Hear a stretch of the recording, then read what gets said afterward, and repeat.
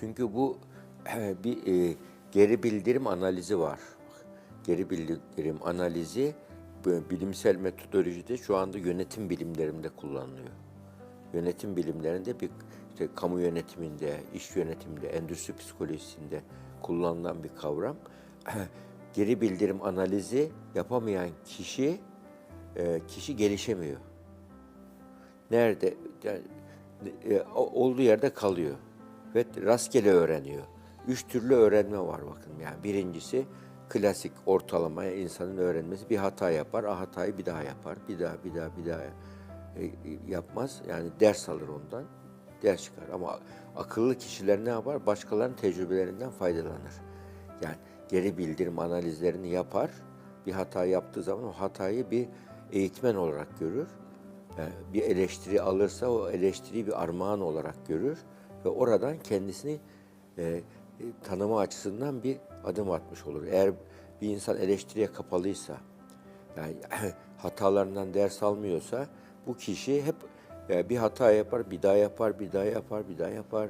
Bakıyorsunuz bu üçüncü tip öğrenme ki aslında öğrenmemedir. Bunu Anadolu'da bu tiplere biliyorsunuz hödük denir. Yani bunun doğrultusuna gider. 30 sene sonra aynı yerde otlayan tiplerdir bunlar. Yani bu tarz kişiler bu tarz kişiler geliştiremezler kendini. Geliştiremez ve bu kişilere baktığın incelediğin zaman neyi görürsün? En çok inatçı kişilerdir. Yani inatçılık geri bildirim analizi yapmamak demektir aslında. İnatçılık düşünce katılığıdır. Yani biz burada duyguların eğitiminde öğrettiğimiz ana başlıklardan birisi de kognitif fleksibilite, mental fleksibilite dediğimiz zihinsel esneklik öğretiyoruz. Olaylar karşısında esneyebilmeyi öğretiyoruz.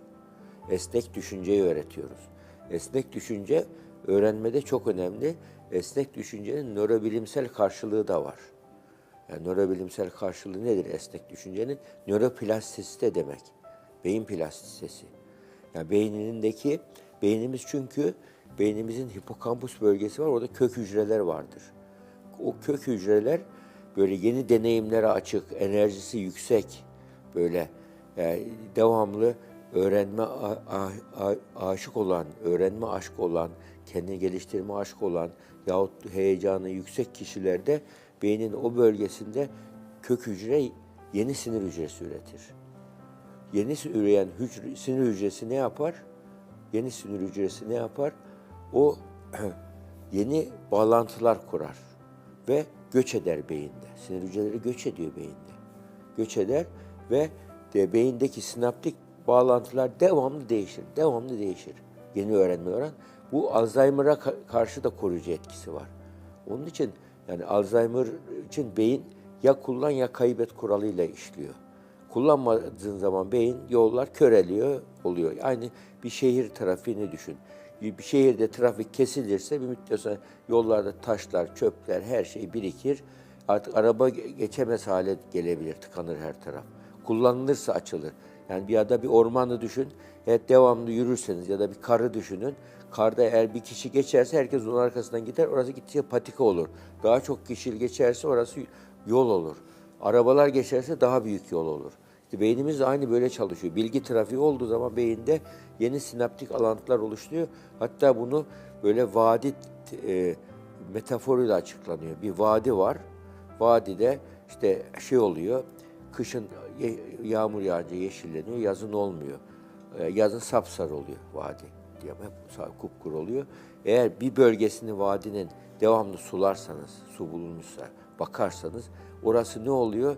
Yemyeşil oluyor, ağaçlık oluyor, kuşlar, böcekler her şey oraya toplanıyor. Bir ekosistem oluşuyor orada.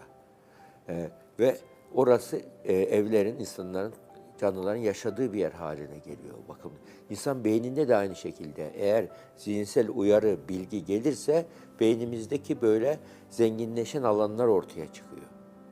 Zenginleşen alanlar ortaya çıkması zihinsel yatırımlarla oluyor. Zihinsel emeklerle, çabayla oluyor. Bu da duygularımızı yönetebilmekle ilgili bir durum. Yani ona duygu yatırımı yaptığım zaman bilgi yatırımı da ortaya oluyor. Ve orası zenginleşiyor, bakımlı hale geliyor. Yani ve ileri yaşta da oralar yaşıyor. Hani bir söz vardır da cami yıkıldı, mihrabı kaldı diye.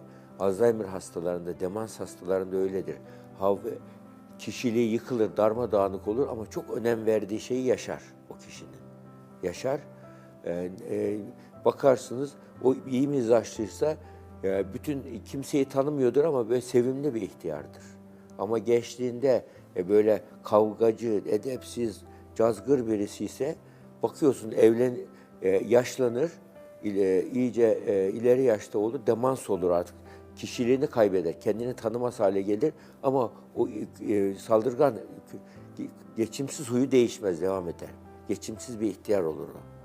Onun için yaşımızdan, hayatımıza nasılsak hayatımızın sonunda da beynimiz bize o yönde şey veriyor, yol gösteriyor. Yani kişiliğimizin, ruh yapımızın aracı organı beyin. Bazılarına göre kaynaklanıyor deniyor. Ama şu andaki kuantum bilimindeki ortaya çıkan bilgilerle birlikte kuantum mesela kendine barışık olmak çalışmasını yaparken ben kuantum bilimin bu derece etkili olduğu bilinmiyordu. Hiç o konulara girmemiştim. Daha sonra inanç psikolojisinde o konulara girdik. Kuantum bilinç çok önemli. Kuantum bilincin olma. Kuantum bilinç de kişinin aslında evrenle ilişkisel olduğunu gösteriyor. Yani beynimizde bir de bir kuantum bir beyin olması gerekiyor. Holografik bir beyin. Çünkü beynimiz komut veren organ değil. Değil. Yani bu nedenle kendimizi tanımak, geri bildirim analizi yapabilmek aslında beynimize yatırım yapmaktır. Buna nöroliderlik deniyor. Kendi kendinin lideri olmayan bir kimse çocuklarının da lideri olamaz, iş yerinin de lideri olamaz. Yani yaşadığı yönetim karar verici ise karar verdiği sistemin de lider olamaz, hata yapar. Ama kendini bilen bir kimse hatayı daha az yapıyor. Şuna benziyor, bir savaştasınız. Savaşta karşıda düşman var. Düşman sağ cenah, sol cenah, merkez kuvvet var. Eğer üçünü iyi tanırsanız zayıf tarafını bulursunuz, ona göre hücum edersiniz. Ama kendi zayıf tarafınızı bilmiyorsanız, sağ cenah, sol cenah, merkez cenah, yani kendi zayıf tarafınızı bilmiyor, sol cenahı, sağ cenahınızı zayıf tutarsanız düşman görür, siz onun zayıf tarafına saldırırken o da gidersiniz zayıf tarafına saldırır, kaybedersiniz. Hayatta da böyledir insan.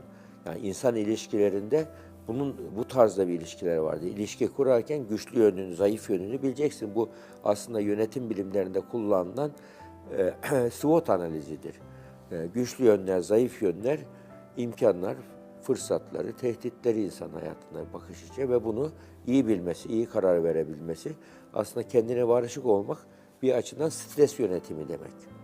Yani kişinin stres faydalıdır söyleyeyim. Kontrol edebilen stres faydalıdır. Stres kişinin yetenekten ortaya çıkmasına neden olur. Aslında stres bizim için şu açıdan faydalı. Acı büyümenin bir parçasıdır. Acı büyümenin parçasıdır. Stres ya da acı deneyimler, beklenmeyen durumlar kişinin gerilimine sebep olur. Yani nasıl vücuttaki gerilime sebep olan durum ne yapar? Kaslar gerilir, işte kemiklerimiz zorlanır. Ne hissederiz? Ağrı hissederiz. Peki ruh bütünlüğümüz tehlikeye giriyor. Fiziksel bütünlüğümüz tehlikeye girince ağrı hissettiğimiz gibi ruh bütünlüğümüz tehlikeye girdiği zaman ilk hissettiğimiz şey kaygıdır. Kaygıdır. Büyürse korkuya dönüşür. İşte bunlar hepsi birer stres kaynağıdır. Bunun kendine barışık olmak kişinin iç stresini yönetmesi, sosyal stresi yönetmesidir. Stres yönetimidir. Stresi mutluluğa dönüştürmektir. Kendine barışık olmanın yolu. Yani stres yönetimini bunun için biz kişinin böyle güçlü yönlerini bilmesi, zayıf yönlerini bilmesi, mesela mizah duygusunu kullanabilmesi de bir beceridir stres yönetiminde. Aile içinde stres var, ev içinde stres var. Bunları yönetebilmek gerekir. Bunda yani stres yönetiminde bir model söyleyebiliriz. Stres yönetiminde 3 tip strese karşı tolerans biçimi vardır. Birincisi sünger tipidir. Sünger tipi stresi içine alır. Emer, şişer, hareketsiz hale gelir. Bu depresif kişilerdir. Alıngan, kırılgan kişilerdir. Bu kişiler içinde biriktirir, patlarlar. İşlevsiz hale gelirler. İkinci stres yaklaşımı teflon tipi kişilerdir. Teflon tipi kişilerden stresle ilişkisi nasıldır bunun? Stresi vurdum duymaz, empati yapmazlar. Stres neden geldi, benim zayıf tarafım nedir, neden oluyor hiç düşünmezler. Kendisine iyi gelen şeyler, rahat hissettiren, mutlu hissettiren şeyler iyidir, iyi hissettirmeyen şeyler kötüdür gibi değerlendirirler bu kişiler. Bu nedenlerde hani teflon tava kendisi yanmaz ama içindekileri yakar. Hep başkalarını üzerler, kendileri hatalarını geri bildirim analizi yapamazlar, öz eleştiri yapamazlar, hatalarını büyütüp dururlar devamlı. Büyütüp dururlar ve bu kişi başkalarının bir olay olduğu zaman dış sebebe bağlarlar. Yani içindeki negatiflikleri kendilerine negatifliği yakıştıramadıkları için senin yüzünden oldu derler. Yani mesela yani hani horoz öttüğü zaman güneşin doğmasını kendinden zannedermiş ya. Bu kişilerde bütün iyi ve güzel şeyleri kendinden zanneder böyle. Bunun gibi bu narsist kişilerin temel duygu yapısıdır bu. Diğer doğru olan stres yönetimi biçimi de kauçuk tipidir. Kauçuk nedir? Bir arabanın, yani önceden, yani şimdi belki öyle değil ama arabalarda süspansiyon olarak kauçuk kullanılırdı. Kauçuk olur, kauçuk şeyler kullanır, kitleler böyle. Motordaki sarsıntıları minimize eder, arabanın sarsıntı yapmamasını sağlardı. Ve kauçuk süspansiyonlarla, yani şu anda en konforlu şeyde böyle kauçuk ne yapar o? Stresi emer. Stresi emer ama tekrar eski haline gelir. Bu kendisini bozmaz, dağıtmaz. Stresi emer, ona karşı bir beceri geliştirir, eski haline gelir. Bu kauçuk tip kişiliklerde stres yönetiminde ideal olan bunlara resilience deniyor psikolojide. Bu resilience yani esnek sağlamlık Türkçedeki karşılığı. Yani psikolojik sağlamlık ve psikolojik sağlamlığın esnek olanı. Yani sağlamlık derken katı bir sağlamlık değil, rigid sağlamlık değil, bencilce sağlamlık değil. Esniyorsun ama dağılmıyorsun, kırılmıyorsun. Bu tarzda resilience tarzındaki psikolojik sağlamlık öğrenmek gerekiyor. Bu da kendini tanıma, kendine barışık olma ve kendini yönetmek için çok önemli bir boyut oluşturur. Bunu da kendine barışık olmak da bunun için mesela evlilikteki stresi de yönetebilmek de önemlidir burada. Yani bir evlilikteki stres yönetiminde kişi ne yapıyor? Evlilikte bir gerilim var. Bu gerilimi ne yapıyor? Bir fırsat eğitim olarak ele alıyor. Fırsat eğitimi olarak ele alıyor. Yani bu böyle durumlarda mesela diyelim şöyle bir örnek, yani şey gibi, yani bir kadın eşine diyor ki ya bilgisayarın ekranını çok açtın. İnsan çok parlıyor, çok rahatsız ediyor, kapasana diyor eşi. Adam da eşine dönüyor ki senin nur yüzün daha parlak diyor mesela. Bak orada eğer eşi öyle dese, ben sana göre mi ayarlayacağım dese, bir tartışma çıkacak. Orada öyle bir şey söylüyor ki kadın psikolojisine en uygun bir laf söylüyor ve onun eleştirisini alıp yönetiyor işte. Bir stres çıkaracak bir olayı yönetiyor. Bunun gibi ilişkilerde de stresi yönetebilmek için pozitif anlam katmak ve pozitif yorum yapmak ve pozitif tepki vermek önemli. Bunun gibi.